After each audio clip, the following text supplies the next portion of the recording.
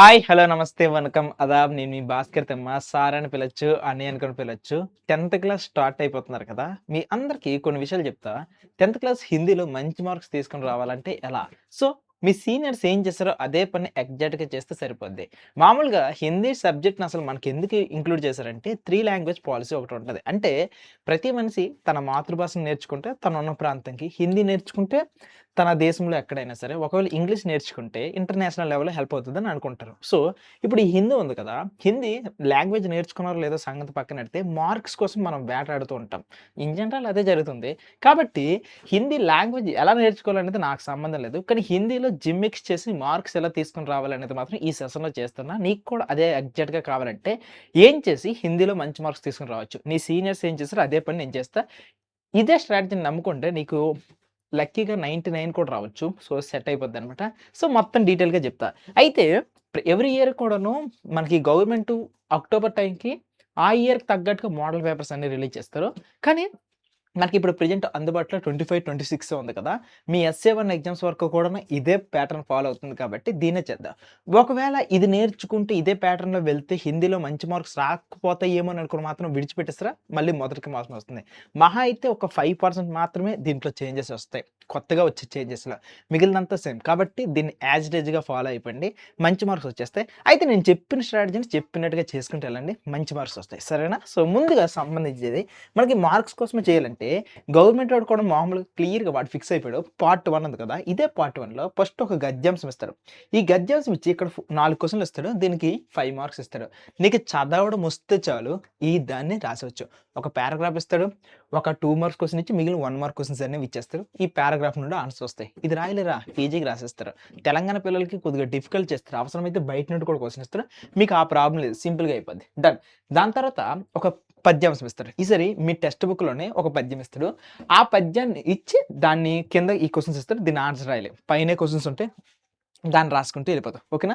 దాని తర్వాత నెక్స్టు ఇప్పటి వరకు మీరు చూసినవన్నీ కూడాను టెక్స్ట్ బుక్‌లో లేనివి. ఓకేనా? ఎక్కడెక్కడి నుండో ఇస్తారు.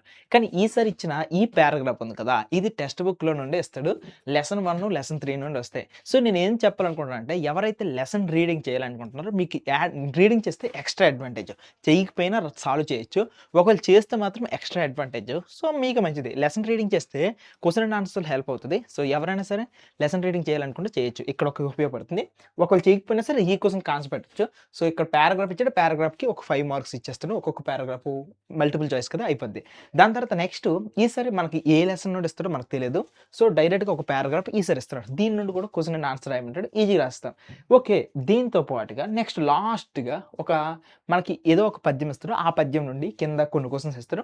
ఒక 4 క్వెషన్స్. 4 క్వెషన్స్‌కి 5 మార్క్స్ అనమాట. సో, ఇలా రాస్తే సరిపోద్ది. ఇక్కడ వరకు కూడాను కంప్లీట్‌గా గవర్నమెంట్ ఎవరైతే కనీసం హిందీ చదవడము, రాయడం వస్తే పాస్ అయిపోవాలన్న ఆలోచన ఉందో వాళ్ళందరికీ కూడా హెల్ప్ చేయడం కోసం మాత్రమే ఈ సెషన్ అంతా ఇచ్చాడు. సో, జస్ట్ రీడింగు, చదివింది అర్థం చేసుకోవడము. ఈ 2 వచ్చేస్తే నీకు సెట్ అయిపోతుందన్నమాట. డన్. సో, ఇక్కడితో నీకు ఒక పని అయిపోయింది కదా! నెక్స్ట్ పార్ట్ అంతా కూడా చూద్దాం. ఇక్కడి వరకు నేర్చుకున్న దాంట్లో ఇప్పుడు టెక్స్ట్ బుక్‌లో ప్రతి లెసన్‌ని కూడా హిందీలో ఎవరో ఒక ఆథర్స్ రాయాలి కదా! ఆ ఆథర్స్ హిందీ ఆథర్స్‌ని మనం ఇంట్రొడ్యూస్ చేస్తూ చేస్తారు. సో, వాడు పైన మ్యాటర్ ఇస్తాడు. కింద డాష్‌లు ఇస్తాడు. ఈ డాష్‌ని ఫిల్ చేయాలి. ఇంతే. ఇంతకంటే సింపుల్ కవి పరిచయం ఇంకెక్కడ ఉండదు. కానీ చూద్దాం. సో, ఇందులో ఏ కవి పరిచయాలు కూడా ఇస్తారో వాడే ఫిక్స్ చేస్తాడు. విష్ణు ప్రభాకర్, కాక కాళికర్, శ్రీప్రకాష్. కాబట్టి మై డియర్ హంబుల్ రిక్వెస్ట్ ఏంటంటే ఈ కవి పరిచయాలన్నీ మీరు నేర్చేసుకుంటూ వెళ్ళిపోవాలి. ఎగ్జామ్‌లో సెట్ అయిపోతది. దీంతో పాటుగా మళ్ళీ మనకు మార్క్స్ ఇవ్వడం కోసమే మరొక కవి పరిచయం ఇచ్చాడు. సో, ఈసారి ఆప్షన్ కూడా ఇచ్చాడు. పైన, కింద నీ ఇష్టం ఏదో ఒకటి. సో, ఇక్కడ ఒక కవి ఇచ్చాడు. ఆ కవి గురించి నువ్వు నీట్‌గా రాసుకుంటూ రావాలి. సో, పైన ఏ కవి పరిచయాలు ఇస్తారంటే రహీం గాని, బిహార్ గాని ప్రాచీన కవుల నుండి లేకపోతే పంత్ గాని, నిసంగ్ గాని ఈ 2 కవులు. ఇవి ఫిక్స్ అనమాట. ఓకేనా? వీళ్ళిద్దరు లెసన్ 1, లెసన్ 3 కవులైతే వీళ్ళు ప్రాచీనం. ఓకేనా? వీళ్ళు లెసన్ 10లో నీతి దోహి ఉంటారు కదా! దాంట్లో రహీము, బిహారీ నుండి ఇస్తారంట. ఓకే. సో, నువ్వు వీళ్ళ గురించి కవి పరిచయాలు నేర్చుకుంటే సెట్. ఈళ్ళిద్దరి గురించైనా, ఈళ్ళిద్దరి గురించి ఎవరి గురించి నేర్చుకుంటే నీకు సెట్ అయిపోయింది. ఇక్కడి వరకు కూడాను నీకు ప్యూర్‌గా మార్క్స్ రావాలి కదా! ఆ మార్క్స్ వరకు కూడా రావడం నేర్చుకున్నావు. కాబట్టి ఇప్పుడు నువ్వు టెక్స్ట్ బుక్‌లో నువ్వు నేర్చుకోవాల్సింది ఏంటంటే స్కూల్ స్టార్టింగ్‌లో అండి ఈ కవి పరిచయాలన్నీ కూడా వచ్చేయాలి. అప్పుడు స్కూల్ ఎండింగ్‌కి నీకు జస్ట్ రివిజన్ మాత్రం మిగులుతది. నేర్చుకుంటావు మరి? నేర్చుకుంటానంటే కవి పరిచయాలు డన్ అని కూడా కింద మెసేజ్ పెట్టు. ఓకేనా? సో, నేర్చుకుంటాం అంటే ఓకే. నేర్చుకుంటాం అంటే. దాని తర్వాత నెక్స్ట్ కొద్దిగా కిందకెళ్తే ఈసారి question and answer section this is the part 2. దీంట్లో 4 మార్క్స్ క్వెషన్స్ అన్నిటికంటే డిఫికల్ట్. ఓకేనా? 4 మార్క్స్ క్వెషన్స్ అన్నిటికంటే డిఫికల్ట్. దీంట్లో ఎలా మార్క్స్ తీసుకొని రావాలో నేను చెప్తాను. కానీ 8 మార్క్స్ క్వెషన్స్ ముందు కంప్లీట్ చేద్దాం. సో, 8 మార్క్స్ క్వెషన్‌లో ఏంటంటే పద్య భాగం నుండి క్వెషన్స్ ఇస్తాడు. అయితే లెసన్ 1, లెసన్ 4, లెసన్ 7 ఉంది కదా! వాటి సారాంశాలు నువ్వు కంప్లీట్‌గా నేర్చుకుంటే ఈ లెసన్స్ కంప్లీట్ అయిపోతాయి. టీచర్ చెప్పినప్పుడు లెసన్ బాగా విను. విన్న తర్వాత లెసన్ సారాంశం అనేది హిందీలో మేడం ఇస్తారు. ఇచ్చిన దాన్ని అలా నేర్చుకుంటే చాలు. ఇన్ కేస్ ఖడ్గం బ్యాచ్‌లో అయితే నేనే ఇస్తాను సారాంశంకి ఒక టెంప్లేట్ ఆన్సర్. ఆ ఆన్సర్ అలా నేర్చుకుంటే చాలు 8కి 8 మార్క్స్ వచ్చేస్తాయి. సో, అంతే. లెసన్ 1, లెసన్ 4, లెసన్ 7 ఈ మూడిట్లో ఏదో 2 లెసన్స్ పక్కాగా పర్ఫెక్ట్ అయిపోతే నీకు చాలు. ఇక్కడ 8 మార్క్స్ వస్తాయి.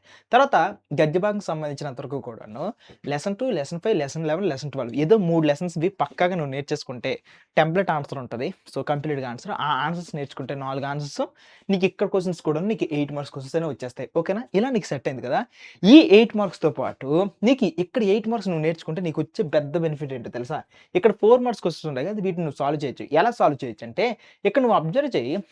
గద్య భాగంలో 4 marks questions lesson 2, lesson 5, lesson 6 నుండి ఇస్తున్నాడు. 4 మార్క్స్ క్వెషన్స్ కదా! కాబట్టి నువ్వు ఒకవేళ లెసన్ బాగా విని దాని సారాంశం నీకు తెలిసి ఆ సారాంశం కూడా వస్తే ఇక్కడ లెసన్ 2, లెసన్ 5, లెసన్ 6 గద్య భాగం నుండి క్వెషన్స్ ఇస్తారు కాబట్టి నువ్వు ఇక్కడ నుండి సాల్వ్ చేయొచ్చు ఆన్సర్స్. అర్థమవుతుందా నీకు సిట్యుయేషన్?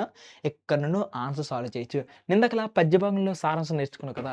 లెసన్ 1, 3, 4, 7 నుండి ఈ కింద క్వెషన్ ఇస్తారు. దీన్ని ఆన్సర్ చేయొచ్చు. అయితే ఇక్కడ చూడండి పద్య భాగంలో ఉన్నటువంటి 4 మార్క్స్ క్వెషన్స్ రాకపోయినా సరే నీకు హెల్ప్ చేసేది ఏంటంటే లెసన్ 10లో 4 పోయెమ్స్ ఉంటాయి. ఆ 4 పోయెమ్స్ పక్కాగా నేర్చేసుకుంటే ఓకేనా?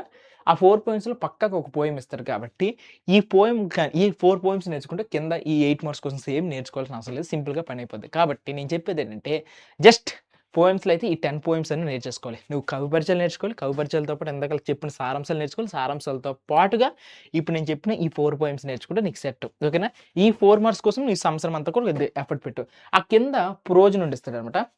సో, 'లక్ష్మీబాయి' గురించి ఇలా prose lesson 8, lesson 9, lesson 11, lesson 12 ఈ ప్రోజ్ గురించి ఇస్తారు. వీటిని కూడా నేర్చేసుకుంటే చాలు. ఖడ్గం బ్యాచ్‌లో అయితే నేను ఇచ్చేస్తూ ఉంటాను.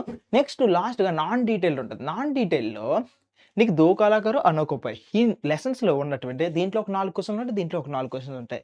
ఈ 2 లెసన్స్ కలిపి టోటల్ 8 క్వెషన్స్ ఉంటాయి. ఈ 8 క్వెషన్స్‌కి ఆన్సర్స్ నువ్వు నేర్చుకుంటే ఈ ఉపవాచక అనే సెక్షన్‌లో వాడు ఏ క్వెషన్ ఇచ్చినా సరే నువ్వు ఆన్సర్ అనేది పెట్టేస్తావు. ఖడ్గం బ్యాచ్‌లో పిల్లలకి ఆ 8 క్వెషన్స్ నేనే ఇస్తా. ఆ 8 క్వెషన్స్‌కి ఆన్సర్ నేను చెప్తే వాటి మీద టెస్ట్ కూడా నేనే పెడతా. వాళ్ళకి పర్ఫెక్ట్ చేస్తాను ఒక పని. సో, వాళ్ళు రాసిన ఆన్సర్స్‌లో ఏం తప్పులుంటాయి ఏంటనేది పర్ఫెక్ట్ కూడా చేస్తా. ఇన్ కేస్ ఎవరైనా సరే ఖడ్గం బ్యాచ్‌లో ఇంకా జాయిన్ అవ్వకపోతే ఇవన్నీ కూడా చేసేస్తాను. హ్యాపీగా వచ్చేయండి. సో, ఇక్కడి వరకు కూడాను మీరు బానే తెలుసుకున్నారు కదా! ఇంకా క్వెషన్స్ అండ్ ఆన్సర్స్‌లో ఇంకా ఏవైనా మార్క్స్ వచ్చేవి ఏమైనా ఉన్నాయంటే ఇక్కడ చూడు అసలైన టాపిక్. ఇప్పటి వరకు క్వెషన్ అండ్ ఆన్సర్స్ కదా! ఇవి నేర్చుకున్నారు. సో, మీకిప్పుడు లెసన్స్ సంబంధించినంత వరకు క్వెషన్ అండ్ ఆన్సర్స్‌లో ఏం నేర్చుకున్నారంటే జస్ట్ లెసన్స్ యొక్క సారాంశం తెలుసుకోండి. కవి పరిచయాలు నేను చెప్పినవి నేర్చుకోండి. నెక్స్ట్ ఆ లెసన్ సారాంశాలతో పాటుగా 4 మార్క్స్ క్వెషన్స్ నేను ఏదైతే 'దో కళాకారు అనోకోపాయ్' చెప్పానో వాటిని నేర్చుకుంటే ఇదే లెసన్స్ నుండి మనకు సరిపోతాయి. ఇక్కడితో ఇవి నేర్చుకుంటే మనకు మాక్సిమం మార్క్స్ వచ్చేస్తాయి. నువ్వు ఇంకా ఎఫర్ట్స్ పెట్టాలంటే లెసన్ లైన్ బై లైన్ చదివేసి మంచి ఇంకా పర్ఫెక్ట్ ఆన్సర్స్‌ని తయారు చేయడానికి ట్రై చేయి. ఎక్సలెంట్ ఉంటది. దీని తర్వాత ఇంకా మళ్ళీ ఈజీ అయిపోయింది. లెటర్స్ ఉంటాయి. 6 లెటర్స్ ఉంటాయి. 6 లెటర్‌లో నాన్నకి లెటర్ రాయమనుకోని, లేకపోతే పుస్తక విక్రేతకు ఒక లెటర్ రాయమనుకోని చెప్పేసి, లేకపోతే చుట్టి పత్రం అనుకోని, లేకుండా అనుమతి పత్రం ఇలాంటి 6 లెటర్స్ ఉంటాయి. లెటర్ యొక్క టెంప్లేట్ తెలుసుకొని ఏం రాయాలని తెలుసుకుంటే నువ్వు ఇక్కడ 8 మార్క్స్ వచ్చేస్తాయి. సో, నీకు ఖడ్గం బ్యాచ్‌ల స్టూడెంట్స్‌కైతే ఆ లెటర్స్ నేనిస్తా. లెటర్‌కి సంబంధించిన ఆన్సర్స్ నేనిస్తా. లెటర్ ప్రాక్టీస్ నేనే చేయిస్తా. చేయించేసి పర్ఫెక్ట్ చేసుకుంటూ వస్తా. ఎందుకంటే ఖడ్గం బ్యాచ్ అనేది ట్రైనింగ్ కదా! సో, మీకు ఇంకేం టెన్షన్ లేదు. ఈ సెక్షన్‌లో 8 మార్క్స్ వచ్చేస్తాయి. నెక్స్ట్ ఇక్కడ 10 మార్క్స్ సెషను. సో, దీంట్లో ఏదో ఒక దాని మీద పెద్ద ఎస్సే రాయాలి. సో, రకరకాల కంప్యూటరు, శాటిలైటు, గ్రంథాలయము, శిక్షకు, గాంధీ జయంతి, రిపబ్లిక్ డే, దివాళీ, ప్రదర్శన, స్వచ్ఛ భారత్, వృక్ష జయంతి ఇలా నీకు రకరకాలు ఉంటాయి. సో, ఇన్ని రకాలు ఉండేటప్పుడు ఎవరైనా సరే ఈటిలో మనము కొన్ని లిస్ట్స్ అనేవి పక్కాగా నేర్చుకొని వెళ్ళిపోతే చాలు. సో, దీంట్లో టాప్ 6 ఉంటాయి. ఆ టాప్ 6ని గాని మనం నేర్చుకుంటే మనకి ఇంకేది తప్పిపోదనమాట. హ్యాపీగా సెటిలైట్ అయిపోద్ది. సో, ఖడ్గం బ్యాచ్‌లో ఉన్న స్టూడెంట్స్ కూడాను వీటన్నిటిలో మనం టాప్ 6 ఆన్సర్స్ నేర్చుకుంటాం. ఎక్స్‌ట్రా కూడా నేర్చుకుంటాం. ఎందుకంటే ఛాన్స్ అనేది విడిచిపెట్టకూడదు. ఇక్కడితో మనకి లెటరు, ఒక ఎస్సే ఇవి నేర్చుకుంటే చాలు సెట్ అయిపోయిందనమాట. మార్క్స్ అనేవి వచ్చేస్తాయి. సో, నేను చెప్పేదేంటంటే ఇన్ కేస్ ఎవరైనా స్టూడెంట్స్ ఇంటి దగ్గర నుండి ప్రిపేర్ అవుతూ ఉంటే దీంట్లో ఒక టాప్ 6 ఉంటే, ఆ టాప్ 6 ఎస్ఎస్ నేర్చుకుంటే చాలు. మనము ఎగ్జామ్‌లో ఆ టాప్ 6లో ఏదో ఒకటి ఇస్తాడు కాబట్టి, మనకు దెబ్బకి సెట్ అయిపోద్ది. ఇక్కడితో ఇది అయిపోయింది కదా! నెక్స్ట్ గ్రామర్ గురించి వచ్చేద్దాం. గ్రామర్ సంగతి ఏంటంటే, ఒకసారి వినండి గ్రామర్ సంగతి. తత్సమ్ రూపు. నేనేం చేస్తానంటే ఖడ్గం బ్యాచ్‌లో ఇప్పుడు తత్సమ్ రూపు ఉందనుకో, దీని మీద ఒక వీడియో చేస్తా. వీడియో చేసి ఒక డీపీపీ ఇస్తా. సో, నేనే వీడియో లెసన్ చెప్తా. నేనే డీపీపీ ఇచ్చేసి ప్రాక్టీస్ చేయిస్తా. సో, సెట్ అయిపోయింది. ఇక్కడితో ప్రాక్టీస్ కూడా అయిపోయింది. నేర్చుకోవడం అయిపోయింది. తత్సమ్ రూపు. దాని తర్వాత నెక్స్ట్ క్రియా శబ్దం. క్రియా శబ్దం మీద నేనే వీడియో చేస్తా. డీపీపీ ఇస్తా. దెబ్బకి సెట్ అయిపోతుంది. ఓకేనా? ఇక్కడ సంఖ్య మీద ఎలాంటి సంఖ్యలేంటి, సంఖ్య నంబర్‌లేంటి అనుకోని నేనే వీడియో చేస్తా. దాని మీద డీపీపీ ఇస్తా. సెట్. దాని తర్వాత కారక చిహ్నం. కారక చిహ్నం మీద నేనే వీడియో చేస్తా. నేనే మీకు డీపీపీ ఇస్తా. ఇక్కడితో ఈ గ్రామర్ పార్ట్ కూడా మనకు సెట్ అయిపోతుంది. తర్వాత పర్యాయ ఓకేనా? పర్యాయ. ఇక్కడ చూడండి పర్యాయ వికల్పం. సో, ఇక్కడ కూడాను వీటి మీద నేనే వీడియో చేస్తా.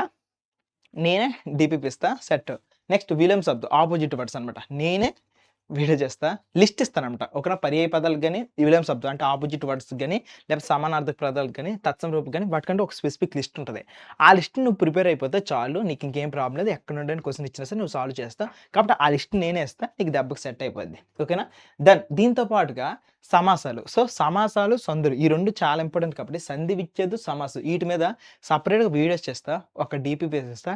సో, ప్రాక్టీస్ చేసుకొని ఇక్కడ కూడా ఈ పార్ట్ సెట్ అయిపోద్ది. దాని తర్వాత ఉపసర్గు, ప్రత్యయ్ ఈ రెండిటి మీద కూడా నేనే సెపరేట్‌గా వీడియో చేస్తాను. ఓకే. వీడియోస్ చేసి డీపీపీస్ ప్రాక్టీస్‌కి ఇచ్చేస్తే చాలు సెట్ అయిపోయిందనమాట. ఓకేనా?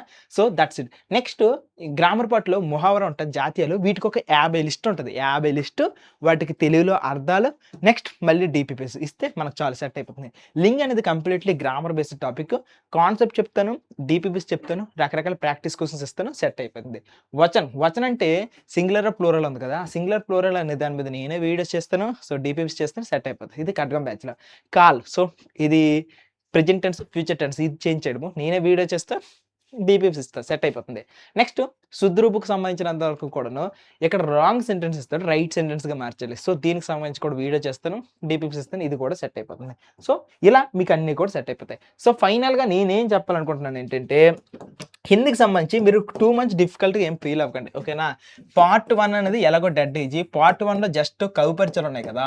కవిపరిచయాలు జస్ట్ నేను ఇచ్చినవి నేర్చుకుంటే నీకు మంచి మార్క్స్ వచ్చేస్తాయి చిన్న. పార్ట్ 2 ఉంది కదా! పార్ట్ 2లో నువ్వు 8 మార్క్స్ క్వెషన్ మీద ఫోకస్ చేస్తే 4 మార్క్స్ క్వెషన్స్‌కి యాడెడ్ అడ్వాంటేజెస్ వచ్చేస్తుంది. సో, 4 మార్క్స్ క్వెషన్‌లో కూడా నీకు ఇందాక పద్యాలు చెప్పాను కదా! నీతి దోహలు అవి నేర్చుకుంటే నీకు చాలు సెట్ అయిపోతుంది. నెక్స్ట్ ఇదే 8 మార్క్స్ క్వెషన్స్‌లో లెటర్స్ ఉన్నాయి. లెటర్స్‌తో పాటు లెటర్స్ ఉన్నాయి. ఒక ఎస్సే ఉంది. ఇది నేర్చుకుంటే సెట్ అయిపోతుంది. 4 మార్క్స్ క్వెషన్‌లో 'దో కళాకారు', 'అనోకోపై' సో, ఈ 2 నేర్చుకుంటే నీకు సెట్ అయిపోద్ది. ఇక్కడితో క్వెషన్ అండ్ ఆన్సర్ సెషన్ అయిపోయింది. ఇక గ్రామర్ పార్ట్‌కి సంబంధించినంత వరకు కూడా నీకేంటంటే ఒకటి పదాల మీద ఫోకస్ చేసాడు. సో, విలోమ శబ్దం, ప్రత్యయ్. రెండోది ప్యూర్ గ్రామర్ టాపిక్ అనమాట. సో, సంధి, కాలము, లింగు ఇలాంటివన్నీ కూడా ప్యూర్ గ్రామర్ టాపిక్. వీటి మీద మనకి ఎక్సర్సైజ్ అవసరం. వీటి మీద మనకి లిస్ట్ ఆఫ్ ది థింగ్స్ అనేవి అవసరం. సో, ఇలా చేసుకుంటే చాలు. ఇన్ కేస్ ఖడ్గం బ్యాచ్‌లో ఎవరైనా జాయిన్ అయితే వీటన్నిటిని దగ్గరుండి మనం ప్రాక్టీస్ చేసుకుంటూ వెళ్తాం. సో, ఇండివిడ్యువల్‌గా నువ్వు చేసినప్పుడు నీకు మోటివేషన్ రావచ్చు, పోవచ్చు. నీ దగ్గర మెటీరియల్ ఉండొచ్చు, ఉండకపోవచ్చు. నీకు స్ట్రాటజీ తెలియకపోవచ్చు, తెలిసిపోవచ్చు. ఏదైనా జరగొచ్చు. ఇదంతా నాకెందుకు రిస్క్? 1 ఇయర్ నాకు కళ్ళు మూస్తే నేను ఒకరిని నమ్ముకుంటూ వెళ్ళిపోతే టెన్షన్ తీరిపోద్ది అనే ఆలోచనతో ఉంటే, నీకు రెడీమేడ్‌గా సొల్యూషన్ కావాలంటే రెడీమేడ్‌గా నీకు అన్నీ రెడీ చేసుకుంటూ వెళ్తే నీ ఎఫిషియన్సీ పెరుగుతది. తక్కువ టైంలో మోర్ రిజల్ట్స్ నువ్వు పొందాలనుకుంటే మాత్రం ఖడ్గం బ్యాచ్‌లో అన్నీ రెడీమేడ్‌గా ఉన్నాయి. ఇన్ కేస్ నువ్వు ఖడ్గం బ్యాచ్‌లో జాయిన్ అవ్వాలంటే జాయిన్ అవ్వు. ప్రెజెంట్ ఖడ్గం బ్యాచ్ అనేది మీ అందరికీ కూడాను తెలుసు కదా! 2499 this is the price. So, దీనికి సంబంధించిన లింక్ అనేది కింద డిస్క్రిప్షన్‌లో ఉంది. ఫాస్ట్‌గా జాయిన్ అయిపో. నీ ఎఫిషియన్సీని బిల్డ్ చేసుకో. All the best for your enter Hindi. And ఎవరెవరికి హిందీలో ఎంతెంత స్కోర్ చేయాలని అనుకుంటున్నారు? అండ్ మీ డ్రీమ్ స్కోర్ ఎంత? కింద కామెంట్ సెక్షన్‌లో రాస్తే దానికి సంబంధించి ఏమైనా సజెషన్స్ నేను ఇవ్వడానికి ట్రై చేస్తా. Extra suggestions. All the best మీ అందరికీ కూడాను. బాయ్.